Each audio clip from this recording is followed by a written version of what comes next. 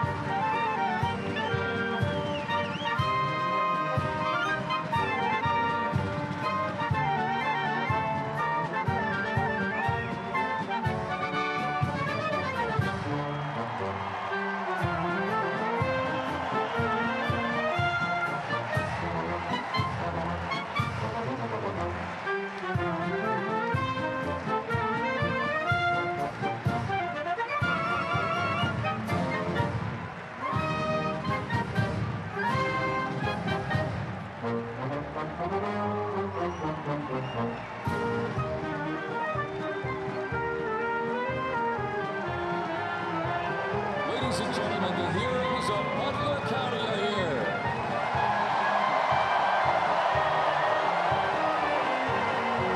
And they are here to pay homage to the life, selfless community service, and sacrifice of Corey Comparatori.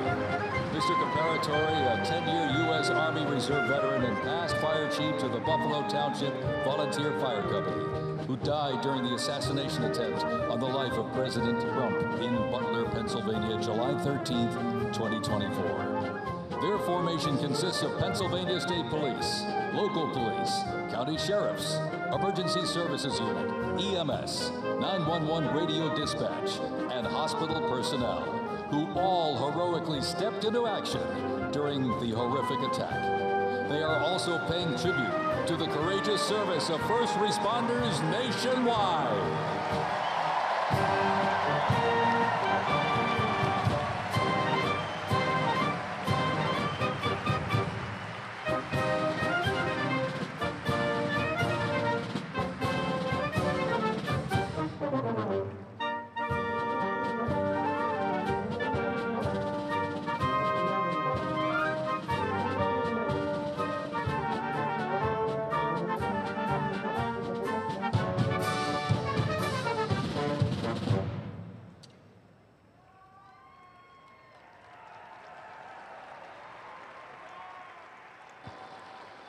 Ladies and gentlemen, at this very special event, let us now take a moment of silence in honor of Corey Comparatori.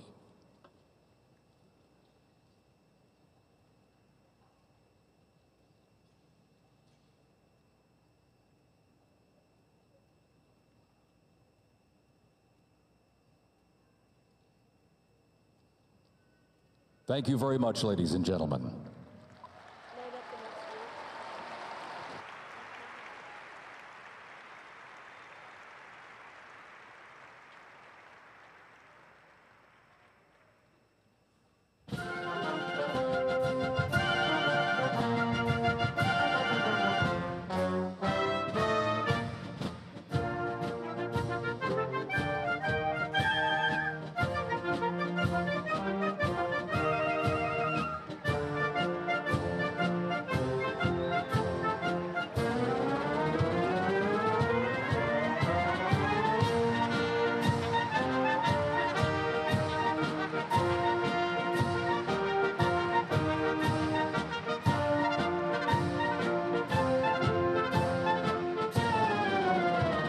Present to you the New York Military Academy from Cornwall-on-Hudson, New York.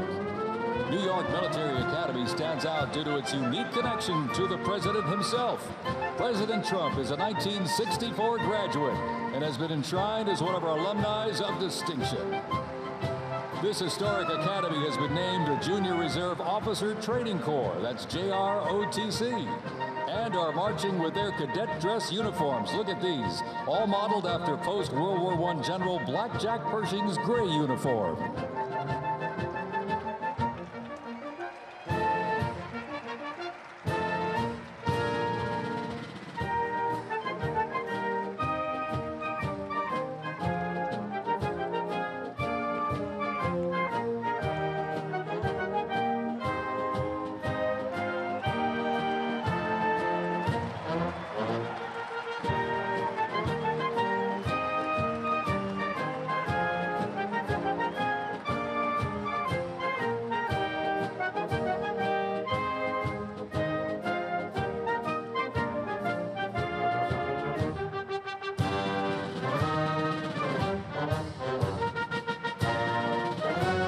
Introducing the Palm Beach Police and Fire Honor Guard unit, representing the town of Palm Beach, Florida.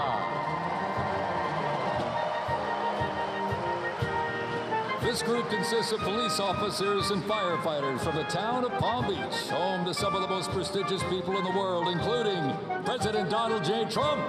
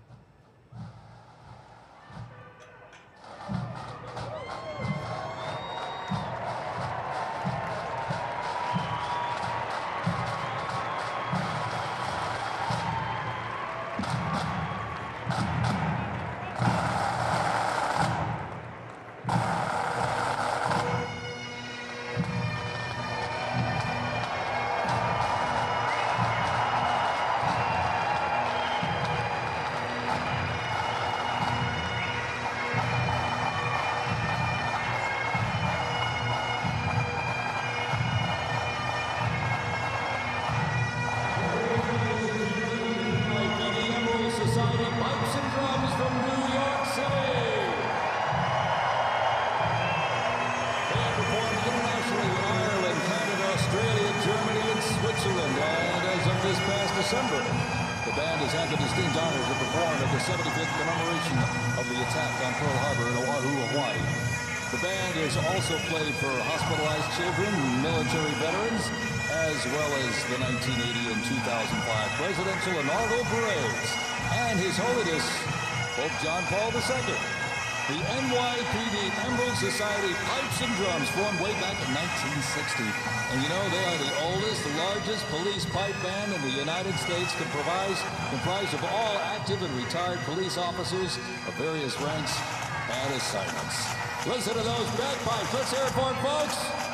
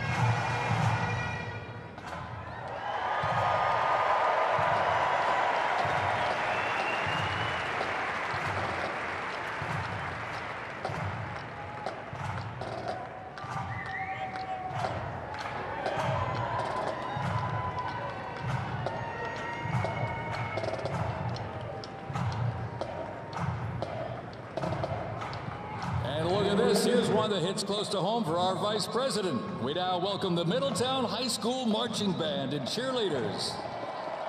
They're traveling all the way from Middletown, Ohio to proudly represent their school, our nation, and outstanding alumni, including our new Vice President of the United States, J.D. Vance.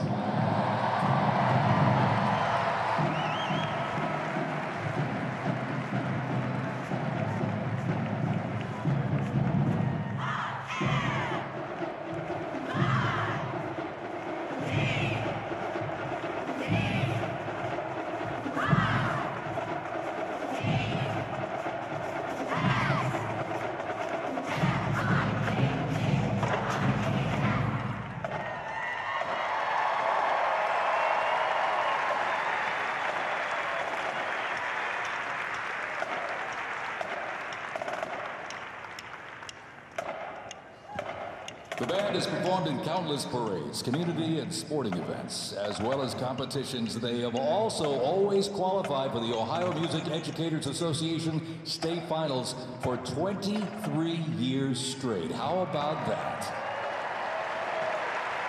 And have earned the highest rating in 18 of those appearances. Woo! And today they performed America's Sweet Land of Liberty.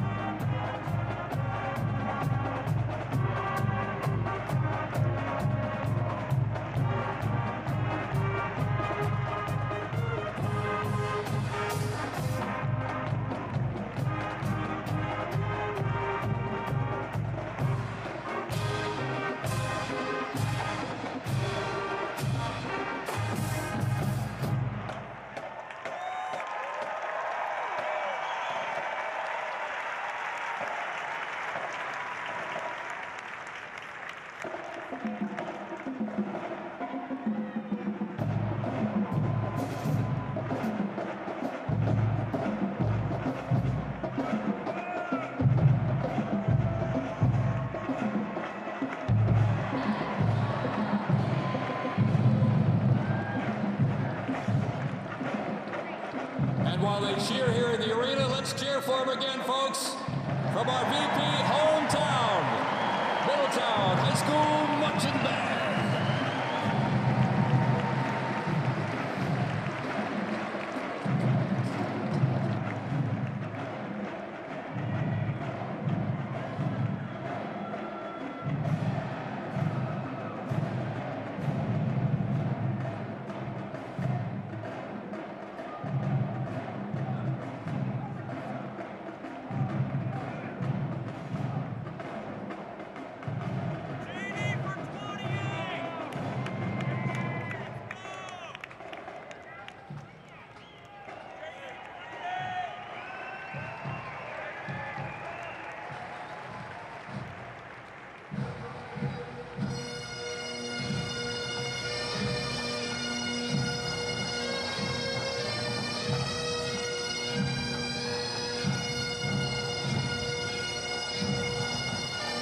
Ladies and gentlemen, entering the arena right now, traveling from Boca Raton, Florida, the Florida Firefighters Pipes and Drums.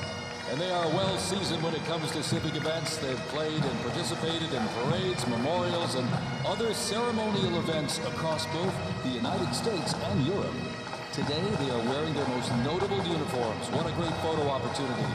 Consisting of the Glengarry headgear and kilts. And they are proud to honor their fallen brothers and sisters each and every day.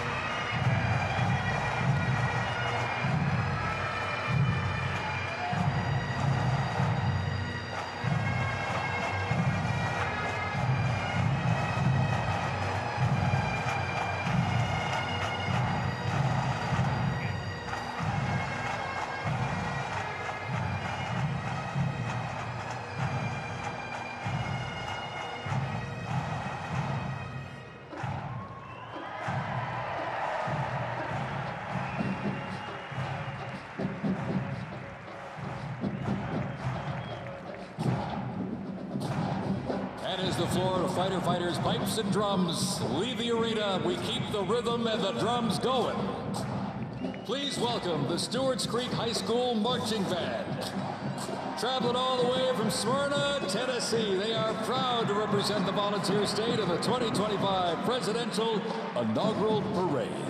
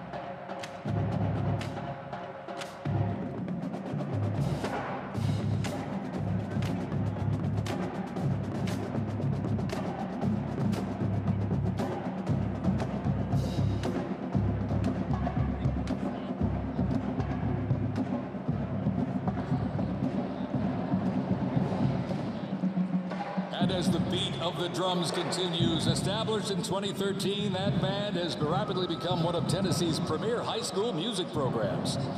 This band has participated in numerous civic events that honor significant moments in our nation's history, like the 75th anniversary of the attack on Pearl Harbor, Captain Jeff Cuss, United States Marine Corps Memorial Dedication, Chicago Thanksgiving Day Parade, and a Lincoln Memorial performance as well. The Stewart's Creek High School Marching Band, everybody.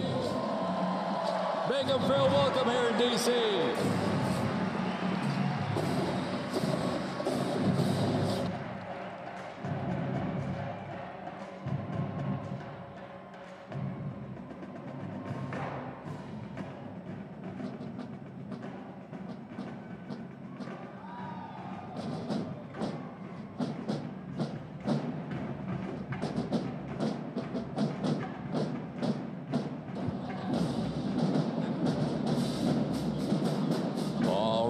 Ladies and gentlemen, now welcoming the Mississippi Valley State University Band. They're traveling all the way from Itabena, Mississippi. Look at this, gang. This is the Mean Green Marching Machine. They are proud to represent historically black colleges and universities at the 60th presidential inauguration.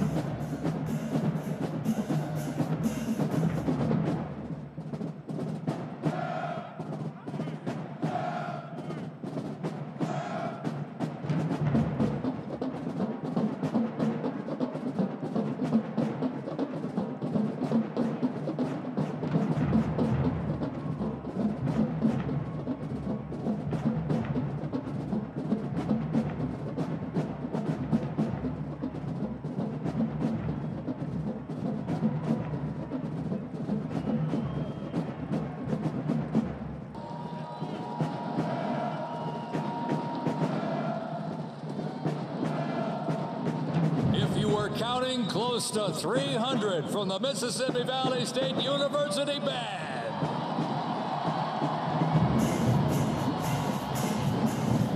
You know, since its founding, the band has consistently played a significant role at their university and across the United States. They have performed for athletic events, Mardi Gras parades, Rose Bowl parades, and many, many more. The Mississippi Valley State University Band takes great pride in presenting culturally diverse presentations for students, faculty, and the surrounding Mississippi communities. Take a look at that brass out there. Woo! That's just part of the big green marching machine. The Mean Green Marching Machine from Itta, Mississippi, ladies and gentlemen.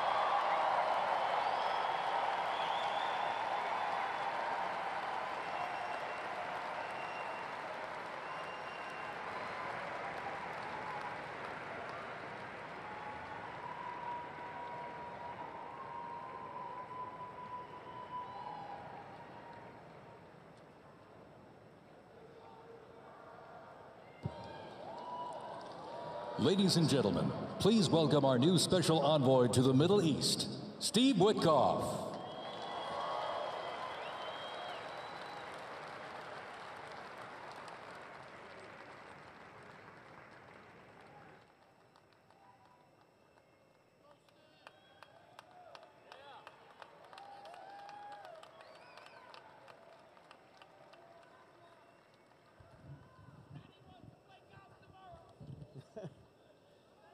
Good evening, everybody.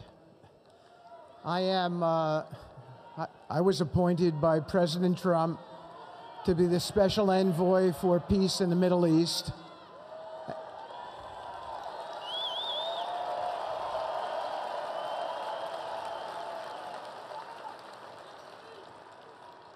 And I'd like to describe to you some of the things we're doing and how it informs on President Trump's policies. First of all, it is an honor to stand before you today as I reflect on the enormity of the role that President Trump has tasked me with.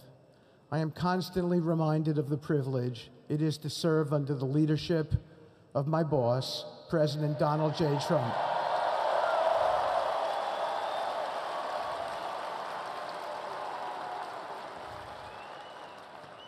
His presidency has provided a clear, bold vision for the Middle East, and it is this vision that guides every step I take in the mission. President Trump's leadership has redefined what is possible in the pursuit of progress and stability in the Middle East.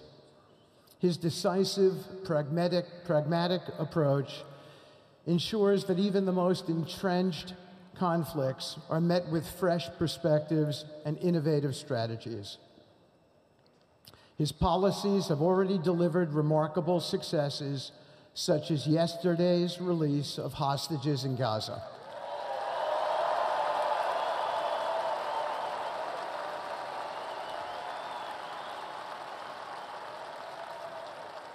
Thank you.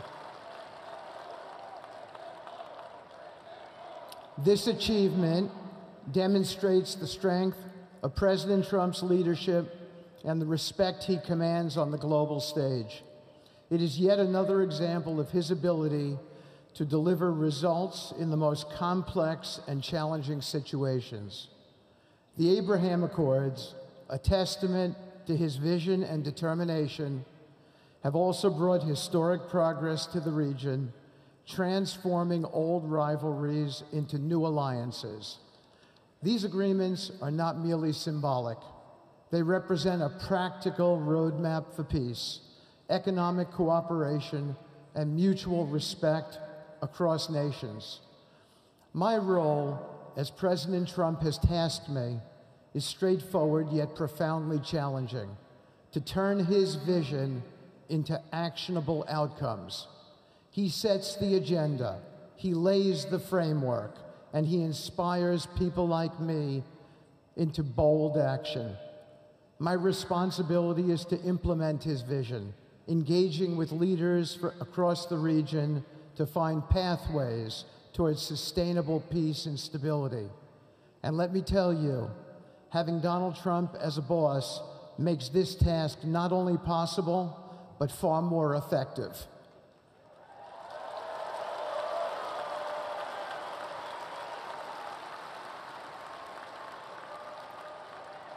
President Trump's reputation as a leader who delivers results resonates far beyond Washington. Leaders in the Middle East know he means what he says. His ability to cut through bureaucratic gridlock and focus on tangible results is the game changer. It allows me to approach delicate negotiations with the confidence that the full weight of the United States is behind me. The principles President Trump has laid out for our approach to the Middle East and foreign policy in general are fourfold, and they are clear. 1, respect for sovereignty. Every nation deserves the right to determine its own destiny, free from the interference of external powers. 2, economic prosperity as a bridge to stability. Through economic partnerships and investment, we can build a foundation for cooperation that transcends historical grievances. 3, courageous diplomacy. Real progress requires difficult conversations and bold decisions, and it is through these that trust is built and maintained. And finally, 4, reciprocity and accountability. The United States requires reciprocal actions from our partners. We are done carrying the financial burden for nations that are unwilling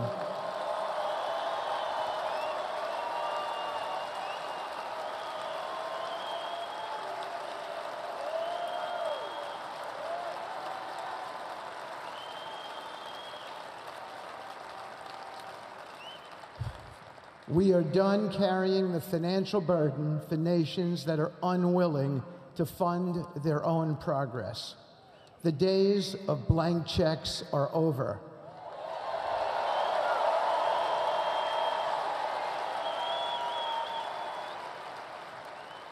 Partnerships under President Trump's leadership must be equitable, and contributions must reflect shared commitments to our goals. In my work, I've seen firsthand how these principles resonate. They provide a foundation that transcends politics and speaks to the shared humanity of all people in a region. Leaders across the Middle East recognized that this Trump administration is serious about results, not symbolic gestures, but real, meaningful progress that improves lives. Thank you.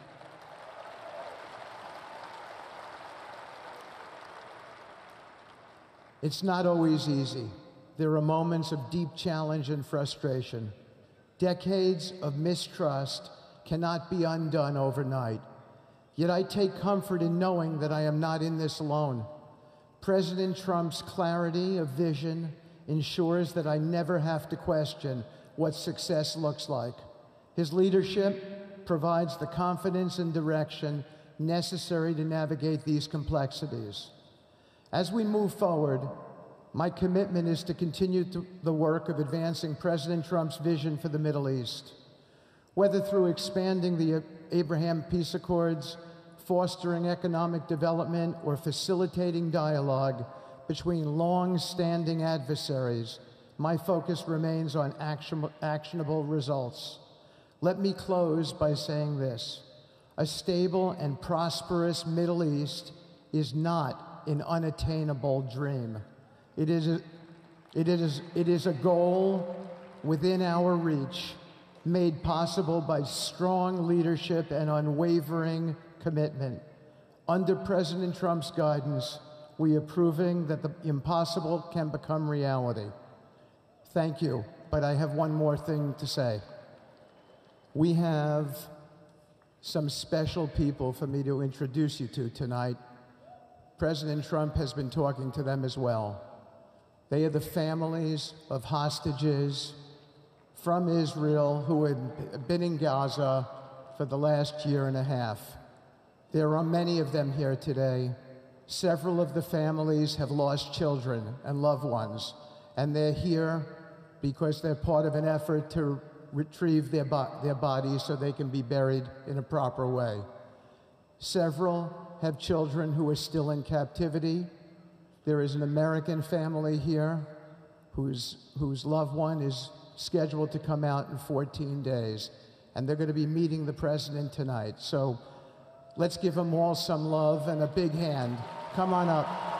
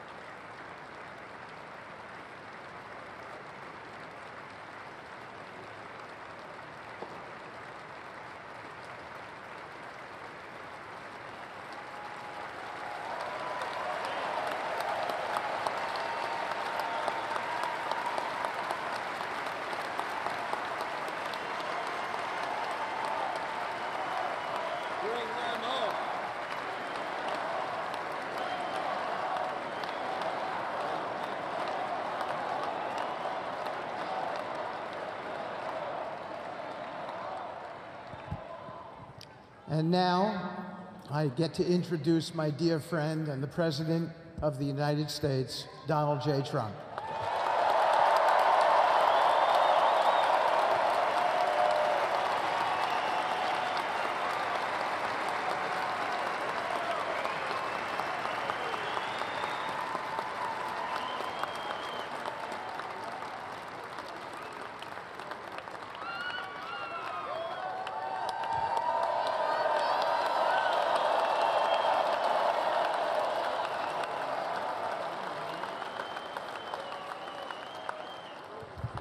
Thank you very much, everybody. Appreciate it. Thank you.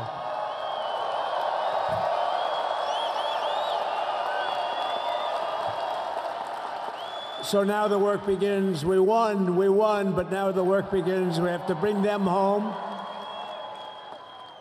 And you know, tonight I'm going to be signing on the J6 hostages, pardons, to get them out. And as soon as I leave, I'm going to the Oval Office and we'll be signing pardons for a lot of people, a lot of people. And thank you to Steve Witkoff. He's a great guy. He's a friend of mine. He's been a very successful man. He's a great negotiator. He's a wonderful guy. People love him. And he's got a tremendous power of persuasion. And that's what we need. We don't need stiffs. We don't need stiffs. We got a lot of stiffs. You just had a whole load of them. And to the former hostages with us today, welcome. And welcome home. Some of the folks are former hostages. Not a good situation. The 3 young ladies that came home yesterday, you saw that. More coming home every day now. They're coming home. But they were hurt. They were hurt. They were hurt. One had her head blown off, fingers on her hand, and her hand indeed was blown off. She was trying to defend herself from a bullet being fired. You believe this? A bullet knocked off her hand. I don't know. You look at it, it's a disgrace. We never stopped praying for you, and we're so glad that you're reunited with your friends and families, and God bless you all. And some of them are just saying, no, my son is gone. But please just bring home his body, right, Steve? Many of you have told me that your son is gone, but bring home his body. It should have never happened. 3 years, it's ridiculous. Should have never happened. Wouldn't have happened. I also want to express my tremendous gratitude to the hundreds of thousands of proud American patriots who came from all across the country to join us in this celebration. It's a celebration of a big win.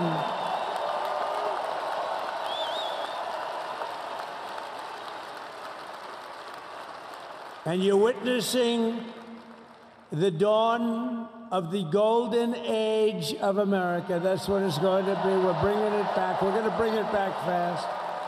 We're going to bring it back fast. Let us also thank the incredible service members, National Guardsmen, Police, Secret Service, and law enforcement personnel who are keeping us all safe, even though, and they are great people. New York's finest. I grew up with New York's finest, and we got to give them their authority back. You won't have any crime. There'll be no crime. You give them little authority back. The whole way they run things in this country now, it's disgraceful. But it's going to change rapidly. We're going to make our cities safe again, too. Even though we're indoors, we've had a magnificent inaugural parade. And let's give a big round of applause. They were great. To all of the incredible performers and hardworking men and women who made it possible. Those people, really talented, amazing people. I also want to thank my wonderful family for being here, especially my beautiful wife, our First Lady, Melania.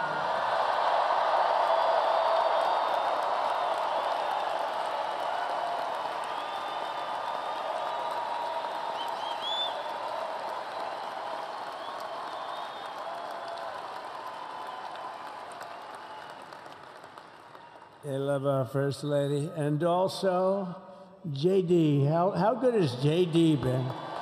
And his beautiful wife, Usha. How good is JB? JD has been great.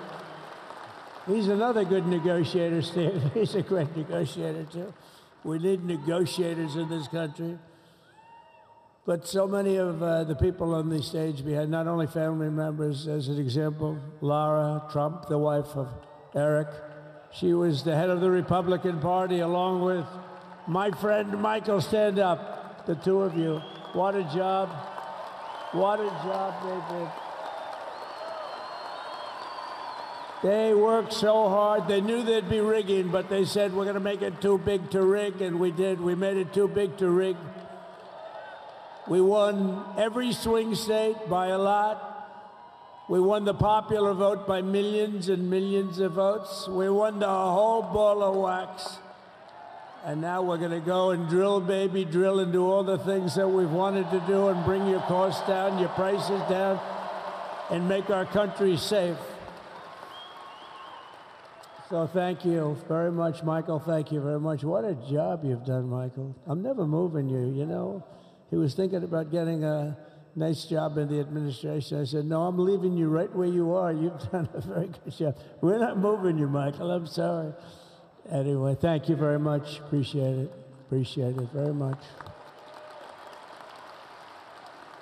Right here with us also in the arena, I'm about to sign some very important executive orders of our new administration.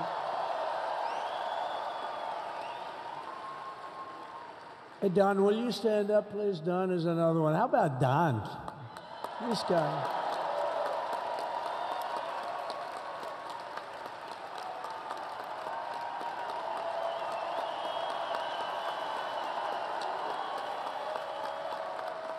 He's a popular one. He goes out and speaks. He gets a big crowd. He's a little on the rough side sometimes, but that's what you want. He's done a fantastic job, and he loves our country. Thanks, Don. Great job. You've done a great job. And Ivanka.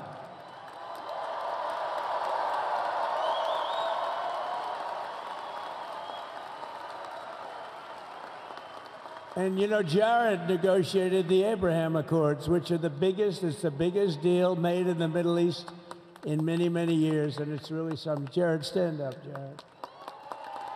The Abraham Accords.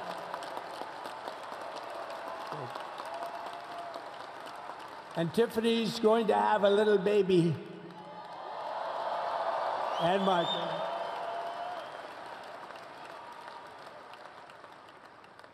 And then I have a very tall son named Barron. Has anyone ever heard of him?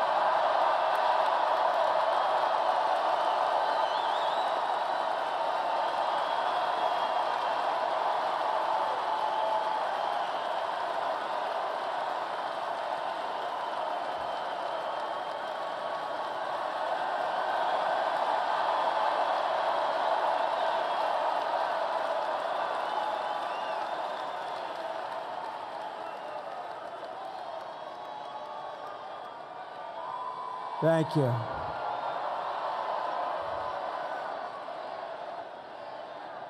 He knew the youth vote. You know, we won the youth vote by 36 points. And he was saying, Dad, you got to go out and do this one or that one. And we did a lot of them. And he respects them all. He understood them very well. And he said, Dad, you got to go out, do Joe Rogan, do all these guys. And we did. We did. And Joe Rogan was great. They were all great, right? Aaron, they were all good.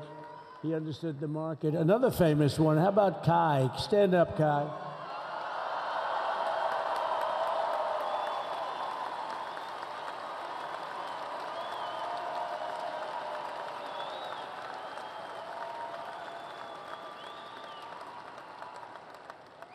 Is that Byron Donalds back there? Stand up, Byron. Stand up. What a future this one has. What a future. That's great, Byron. Thank you very much. And how about Lutnick, Secretary of Commerce? He's going to take in more money than any country has ever even thought about. He's going to take in some money. And we have many others. Look, I'm not going to go through it, but we're going to sign some orders right now, and that's really what I want to do. So we're going to sign executive orders. First, I'll revoke nearly 80 destructive and radical executive actions of the previous administration, one of the worst administrations in history. Maybe not one of them, the worst. Anybody that would allow millions of people to pour through our borders from jails, prisons, mental institutions, insane asylums, gang members to be taken off the streets of Venezuela and deposited in our country, and many, not just Venezuela. You know, crime in Venezuela is down 74% because they took their criminals and gave them to us through an open border policy of the previous administration. All over the world, they're emptying their prisons into our country. They're emptying their mental institutions into our country. It stops as of 1 o'clock this afternoon, okay? It stops.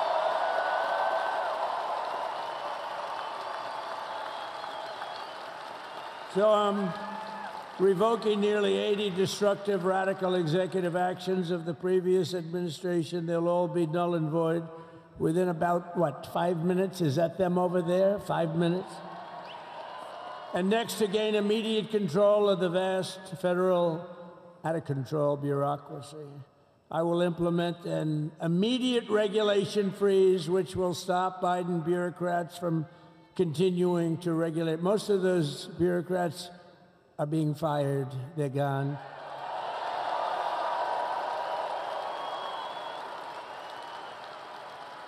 Should be all of them, but some sneak through, but we have to live with a couple, I guess. I'll also issue a temporary hiring freeze to ensure that we're only hiring competent people who are faithful to the American public. And we will pause the hiring of any new IRS agents. We will also require that federal workers must return to the office in person. And we're going to take the 88,000 people that they hired to go after you with guns. By the way, they're allowed to use guns and harass you like they were so many other people. Remember this. Okay, remember? Do you remember a little statement about tips? Does anybody remember that little statement? I think we won Nevada because of that statement. But they went out and harassed you over the tips. In other words, we are restoring control of our government to the people. We're going to take those 88,000. Let's see if they'd like to work on the border, because that's where we want them, really.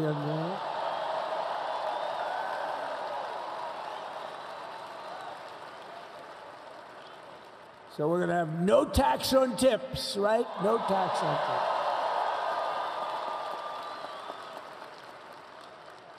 And we may have, like the Speaker of the House, is he here? He's done such a good job. Is Mike here? He's around here someplace. I saw him just a little while ago. Hello, fellas. Look at you guys. Yeah, I know it. He's great. He's doing great. They're all doing good. The Republican Party has never been unified like it is right now. They want to save our country. And we're going to more than save it. We're going to make it greater than it's ever been before by a lot.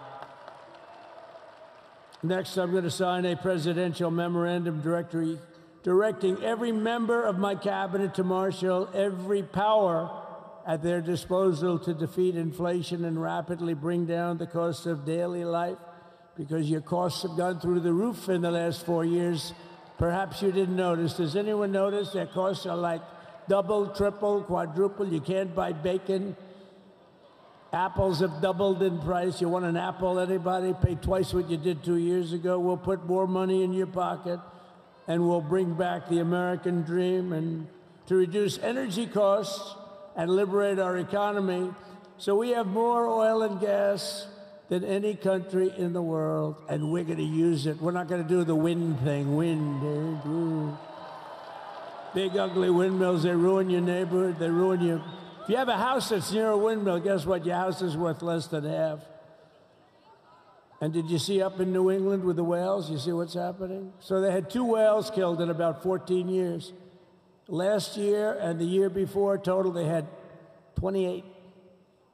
So if you're into whales, you don't want windmills either. and they're the most expensive form of energy that you can have by far. And they're all made in China, by the way, practically all of them. And they kill your birds and they ruin your beautiful landscapes. But other than that, I think they're quite good, right? Now, remember when we used to joke and kid when we were kidding, but we don't kid anymore? They want to watch the debates on television. They want to watch your favorite president on television. But the wind isn't blowing, so we can't watch television that night, Gladys. Remember? Gladys, I'm sorry, the wind is just not blowing. We're not watching Trump tonight. But I'm immediately withdrawing from the unfair, one-sided Paris Climate Accord ripoff. The United States will not sabotage our own industries while China pollutes with impunity. You know, China, I mean, look, they use a lot of dirty energy, but they produce a lot of energy. And when that stuff goes up in the air, you know, it doesn't stay there. It's not like you got a wall. We love walls, don't we? Not like you have a wall around and it doesn't. It floats into the United States of America after 3.5 to 5.5 days. It floats across the oceans, and it comes right over your neighborhood, and it falls into your neighborhood. So they all say, we have to fight for cleaner air, but the other dirty air is dropping all over us, so what the hell are they talking about? Unless everybody does it, it just doesn't work. You know, we had the cleanest air and the cleanest water that this country's ever had under the Trump administration, and we didn't do anything to stop jobs and stop production. Believe me, you're going to see a lot of companies come pouring back because tariffs. I always say tariffs is the most beautiful word to me in the dictionary. Then I was reprimanded by the fake news. They said, what about love, religion, and God? I said, I agree. Let's put God number one. Let's put religion number two. Love, I don't know. We got to put that number 3, I guess, right? And then it's tariff, because tariffs are going to make us rich as hell. It's going to bring our country's businesses back that left us. And I'll also sign an executive order to immediately end federal government censorship of the American people. In America, we believe in free speech, and we're bringing it back starting today. To stop the weaponization. Oh, do I know about that? These creeps. Deranged Jack Smith. You ever hear of him? Deranged. He's a deranged prosecutor. He's sick. They suck him on me. He's now been reduced to getting on an airplane, going back to The Hague or wherever the hell he came from. We got to get rid of that guy. Hey, was he one of the many people that got a pardon today? Did they pardon Jack Smith? You know, did you know that Biden, while I was making my speech, pardoned his whole family?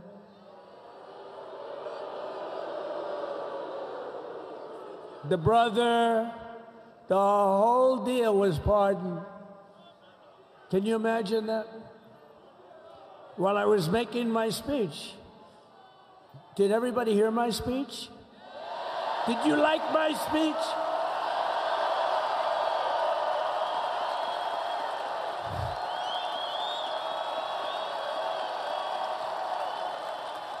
Thank you. I mean, the only thing wrong with it is I had a lot of tough things to say, and I have some great people that work for me. Sir, this is such a great speech. It's so unifying. Don't talk about Biden with his pardons of his family. We want a unified country. They said, don't talk about the J6 hostages that you're going to be releasing today. Sir, don't put that in your speech, please.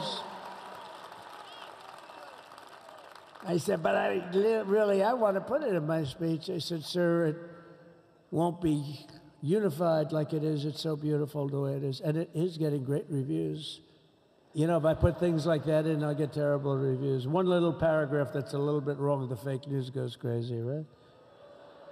So I said, all right, I won't put it in my speech, but you know what? I'm speaking in front of a hell of a lot of people. at a place called Capital One Arena, and I'll talk about it there. So we're going to be going over the beautiful Oval Office, one of the great offices in history. Even if it wasn't beautiful, it's the Oval Office, but it is beautiful. And we love the Oval Office. It all starts with the wars start and end there. Everything starts and ends at the Oval Office. We love it. But we're going to go to the Oval Office. We're going to release our great hostages that didn't do, for the most part, they didn't do stuff wrong. You take a look at what went on, and look what happens in other parts of the country. In Portland, where they kill people, they destroy the city, nothing happens to them. In Seattle, where they took over a big chunk of the city, nothing happened. Minneapolis, where they burned down the city, nothing happened. Essentially, nothing happened. All they want to do is go after the J6 hostages. A 76-year-old grandmother was arrested the other day because she was looking, I think because she was looking at the Capitol or something like that. No, we're not going to put up with that crap anymore.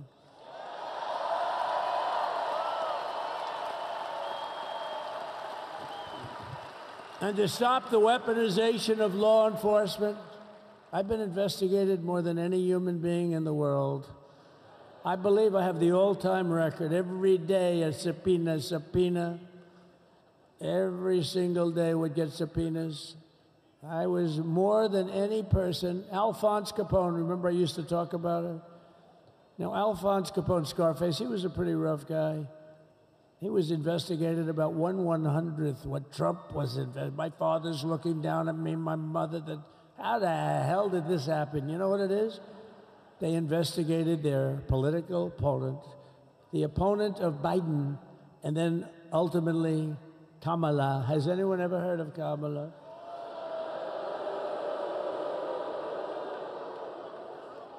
We had to beat two opponents, you know? We had to beat Biden, then we beat him. Now he goes on top. The guy was like 39 points down. I think I could have beaten Trump. They should have left me in. I would have beaten. No, his debate performance wasn't the best, right?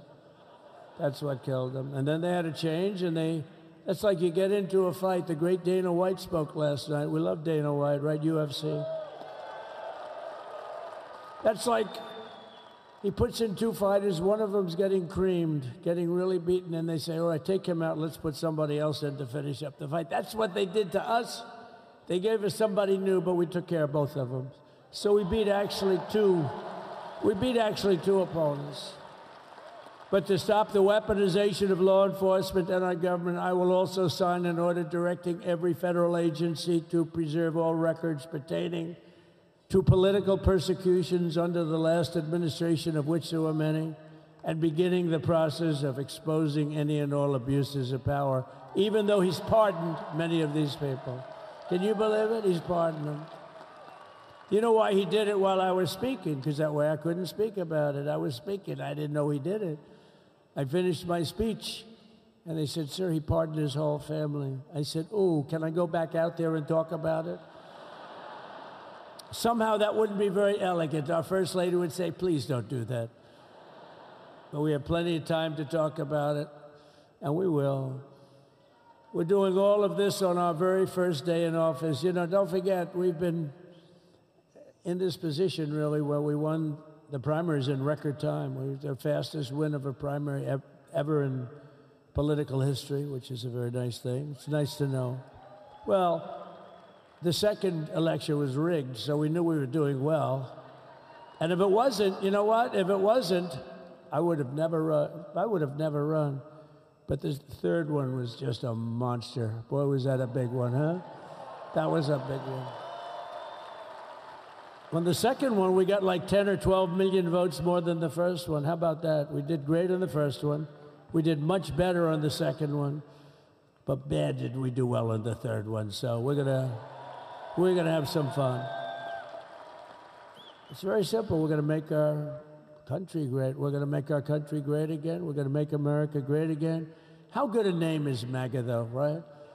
You know? I was going to say keep America great, but unfortunately it wasn't great. Can't say keep it great. It will be great again, but CAG, keep America great, CAG, I don't think it's ever going to replace MAGA. Does anybody like CAG? I don't think so. Never replacing MAGA. Nothing will ever replace MAGA. MAGA was the most successful political operation, political movement in the history of our country, maybe in the history of the world. Let's see what happens, because we're not finished yet. We're not finished yet. We got a long way to go. But we're doing this on the very first day in office, and in just a few moments, I'm not only signing the release of the J6 hostages, I'm signing other things that you're going to love. Oh, you're going to be happy reading newspapers tomorrow and the next day and the next day and the next day. So I just want to thank, I mean, look at this place. It's full to the rafters. You don't have any. Look at those people up there. You don't have any empty seats. And by the way, the Capital One owners, they are so good. We got to root for their teams because they have been so great to MAGA, to us. And I just want to thank Ted and everybody. You guys have been fantastic. And the ice hockey team's doing great.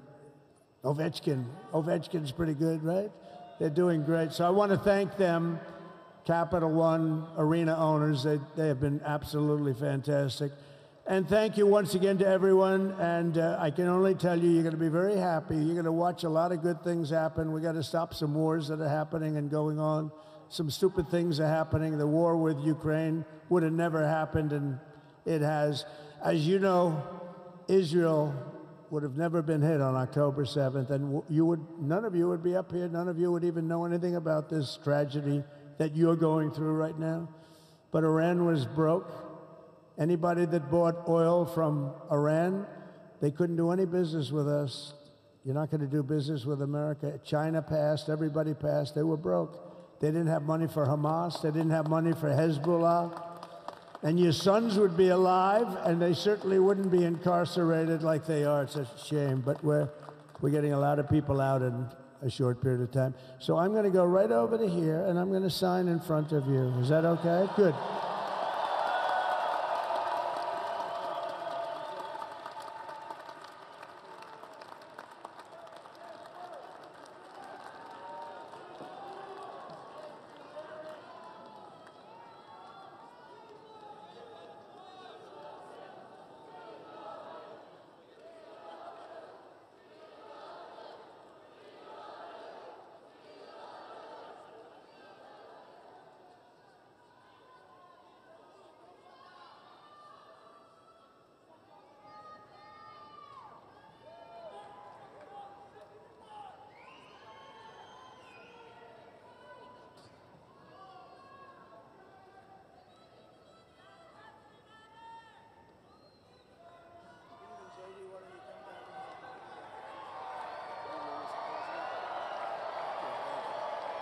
You have that other one to sign? Sorry, what's it? You have the other one to sign? We don't have it over here yet, sir. We'll have it for you back at the other one. The first is the rescissions of 78 Biden-era EOs and presidential memoranda.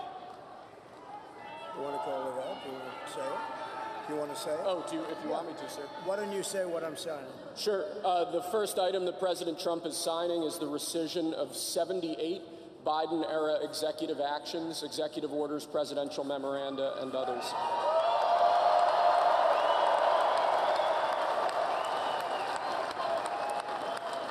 Thank you, sir.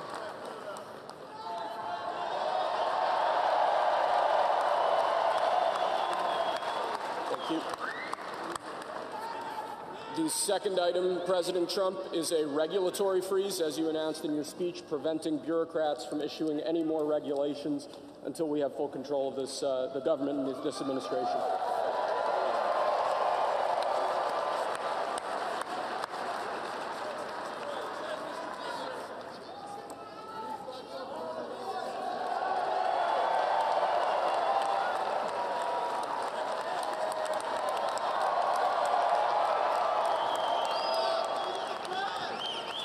Thank you, sir.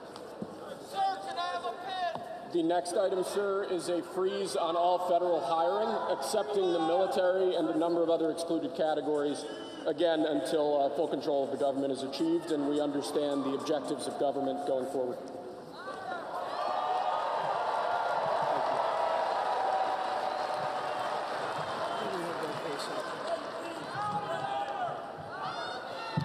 Could you imagine Biden doing this? I don't think so. I don't think so. Sir, the next item, as you announced in your speech, is a requirement that federal workers return to full-time in-person work immediately.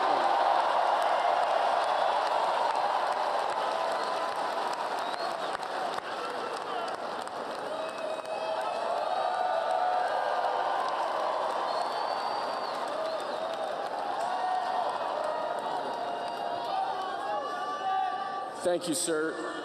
Next, we have a directive to every department and agency in the federal government to address the cost of living crisis that has cost Americans so dearly.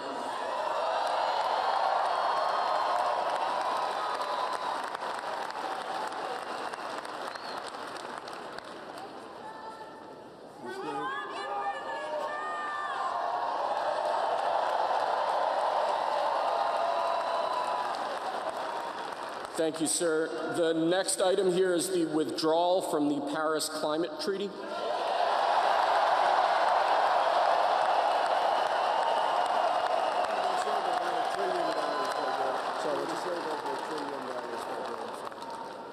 Yes, sir.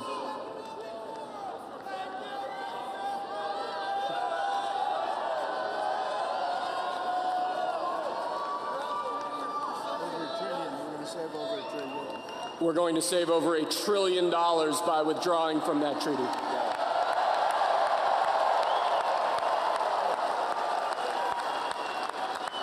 And the next item, sir, is a letter that will be transmitted to the United Nations explaining that we are withdrawing from the Paris Climate Treaty.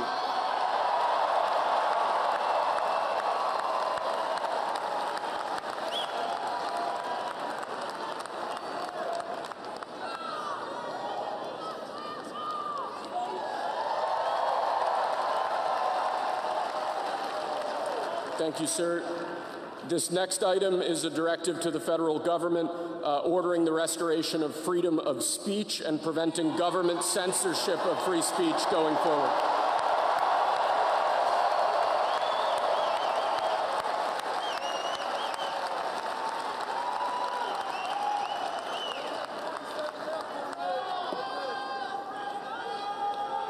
And lastly, sir, before we go back to the Oval Office to sign a large number of other items, is a directive to the federal government ending the weaponization of government against the political adversaries of the previous administration, as we've seen.